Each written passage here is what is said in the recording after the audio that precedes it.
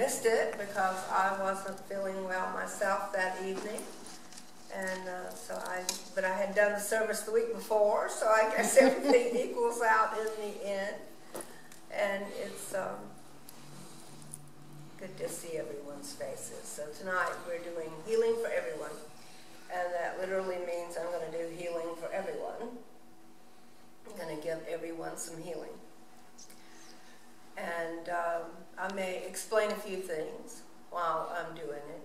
And we'll, I guess, are you started? Okay.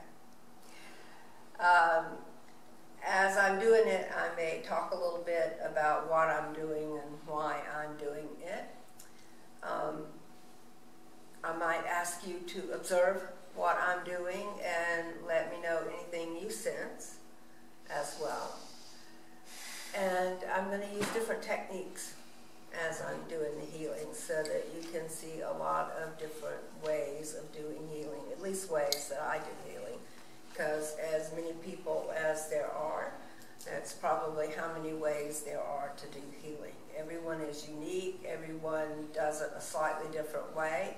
And if 10 people take a Reiki class, there are 10 different energies coming through because none of them feels the same way. Every one of them can get the same initiation from the same person, and their energy will still slightly modify the healing energy because it comes through them. And that doesn't mean the energy isn't still pure and wonderful and lovely and filled with everything you need. It just means that it's coming through a person and their good intent, their love has been added to it as well. And that makes it something very special and unique to them. Okay. So we'll start with hope. And I'm going to ask you to come up and sit in this chair.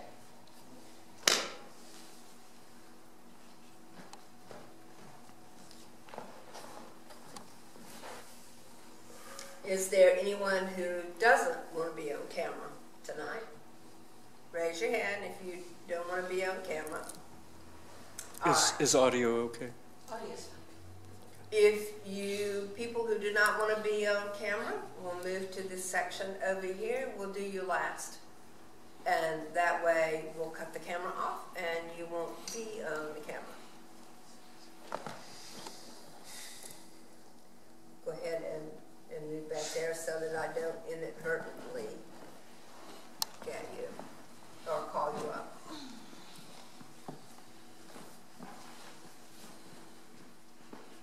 Okay. Yeah, you can come up in there. All right.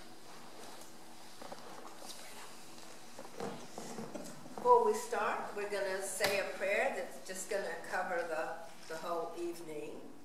So I'll stand over here to do that.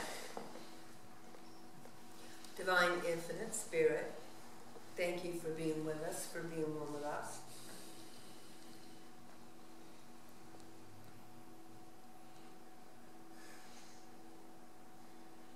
For flowing through us and all around us.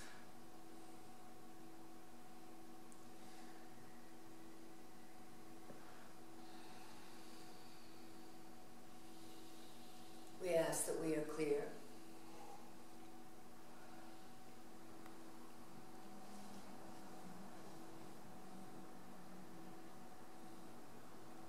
Centered. Grounded. Balanced. Connected.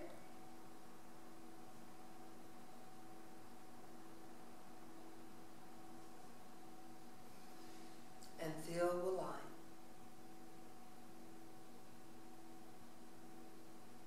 And love.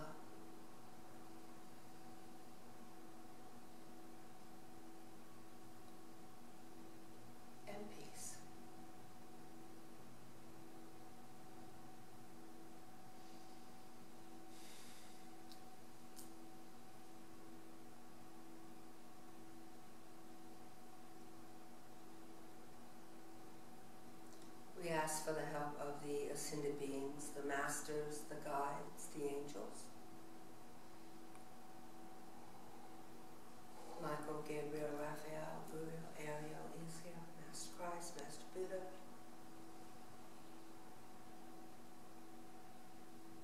All light beings.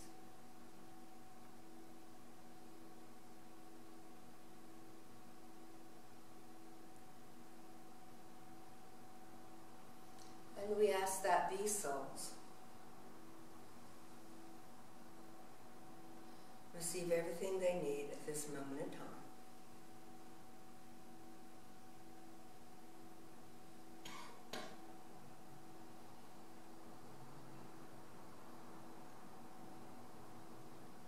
All that is in their best interest.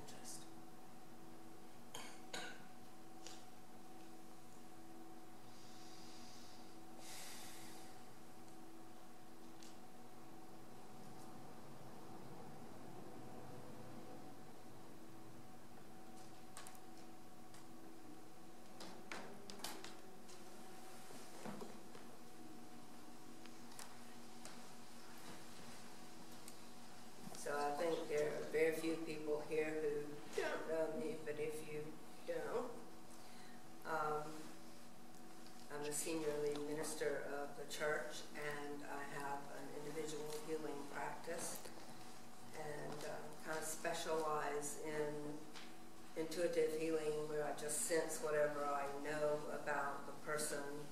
I feel it, and I tell them what's going on with them, and then I bring in healing energy to help it change. And I've done about 36,000 of those. And before that, I did about 20,000 readings for people. And along the way, managed to do nearing 800 classes. So.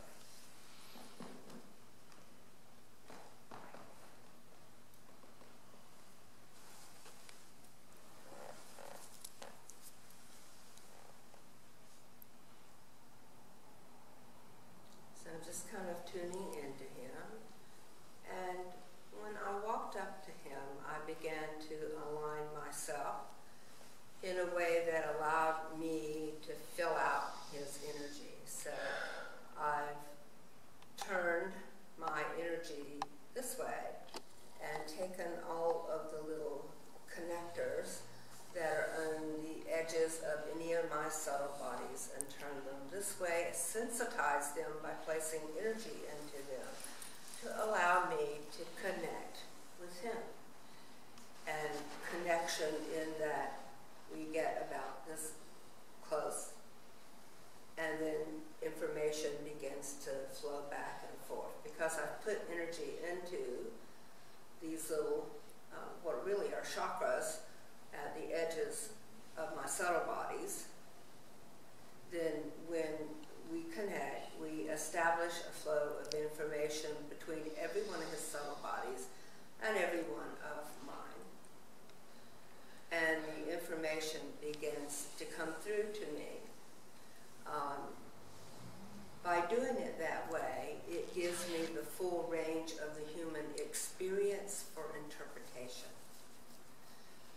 If I just tuned into him with my mental body, for instance, I wouldn't get all his feelings.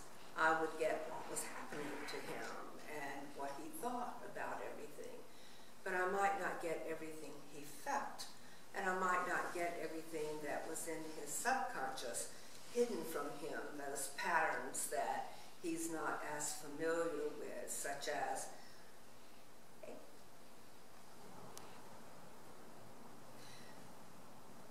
and so now I am aligned with him and tuned in.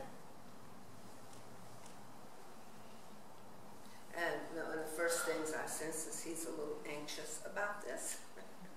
It's a little strange to be up in front of a group of people, so we're just going to allow that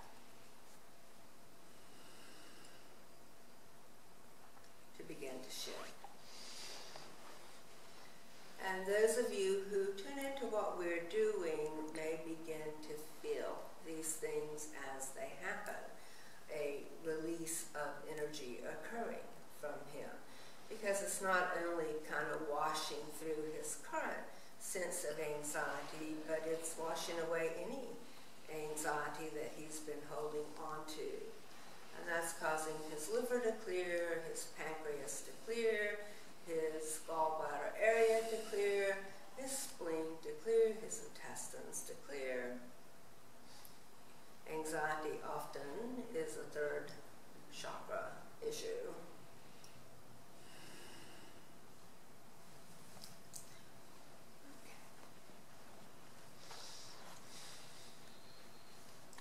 And tuning into it and acknowledging its existence, it's as though the moment you sense it and the moment you acknowledge it, there's a recognition that occurs from him that says, I don't need this. She's found something that isn't quite healthy, and therefore I can shift, and they will automatically begin shifting and letting go, so that his core is beginning to widen out. And the subtle bodies, everybody know what the subtle bodies are? No. Okay. They're layers of consciousness in the aura that, like one will be associated with your physical body and contains a replica of your physical body. Another is your mental body. Another is your emotional body. And they all communicate with each other and are a representation of the whole person. Every one of these layers will also be contained in here. So if you find 7 of them out here, you're sure to find 7 layers of depth going in this way. But in truth, there are many subtle bodies and many layers of depth within a person. For those people who do Reiki, when you're putting Reiki in and it feels like it's balanced, which is a fill-up kind of energy, and it reaches a point where it feels like it's balanced, you can bet if you wait a few minutes, it's going to start up again because it's going to go to another level, and then it will fill up that level, and then it will drop to another level, and it will fill up that level. So you keep going deeper and deeper into the person. As it goes deeper in, it will also go further out. So the layer out here is equivalent to the deepest layer in here, and the layer closest to the skin is equivalent to the layer here. So the dearest thing in his heart is that he wants to be a healer, but he doesn't know where to start. And this sits heavy around his heart because he's getting a sense of frustration because the things that he wants to do, when he tries, he feels like he's not having success at that. So we're going to kind of work at the miscommunication or the break in energy here between his heart chakra and, I'm just hugging you here, his heart chakra and his third chakra, and a place in his mind that speaks of a form of insufficiency. So brain, heart, and third chakra involved first. So his heart's going to begin to clear, and you'll hear that I'm talking through this. I'm not really putting a lot of energy into him. I'm doing it with my voice. I've put the healing energy in my voice. And a lot of you may also be feeling healing energy because you can hear my voice. There's a shift occurring. There's unfolding of a blockage between his third and heart chakras. And it kind of looks like, you've ever seen a fold-up ruler that goes, well, it kind of looks like that. It's going, unfolding outwards. And it's layer after layer of self-concept. He's had to change his self-concept, and he has been changing his self-concept. He hasn't fully identified with healer yet.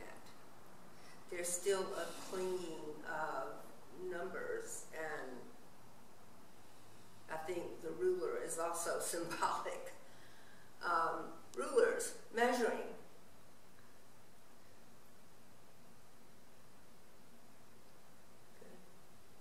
And as that continues to unfold for you,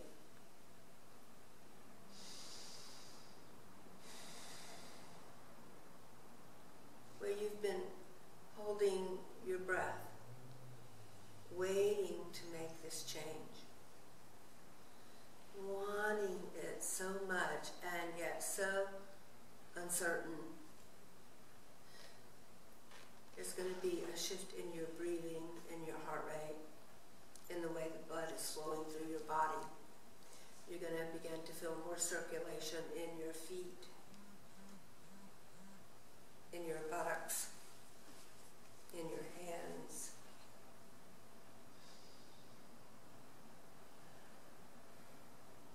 And then your throat is going to begin to open better. Your throat chakra, instead of coming straight out, goes like this. And it wants to connect into what you used to be. But it's also fearful that you won't be successful. And the third chakra isn't quite as much that way, partially because we've already worked on it some.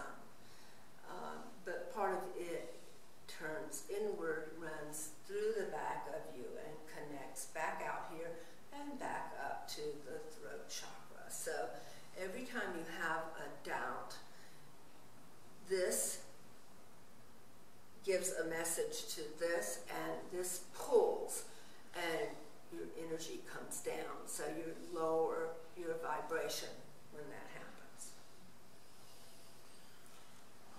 It's unfolding, unfolding, unfolding, because you don't want a lower vibration. You don't want to have those doubts. Good. And you're going to begin draining some of those doubts out your feet, a discharge of energy. The bioelectrical energy in your brain is going to pick up speed. And there's a command from your brain going down into your body, everything picking up speed, the way electrical energy moves through your body, picking up speed, running through your nervous system. And your third chakra is going to let go and stand at attention and equalize front to back. Sorry, I feel all of it, so sometimes I move when it happens.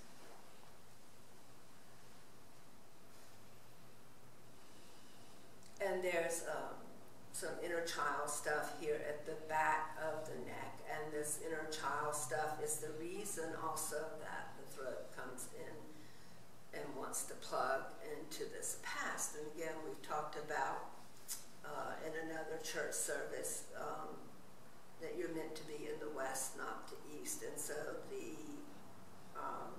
planting fully in the west and re-identifying yourself is your mission, one of your missions, your goals in this lifetime.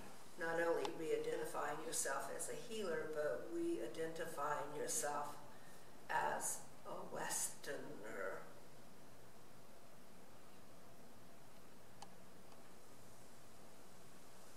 Which has been hard for you to do because your throat tells you you can. So there's a big release that has to do with communication issues. To be a healer, you communicate with your heart and not your throat anyway, unless you're doing what I'm doing, which you're not going to do. You're going to do healing your way, from your heart. And in order to do it, you don't even need to speak.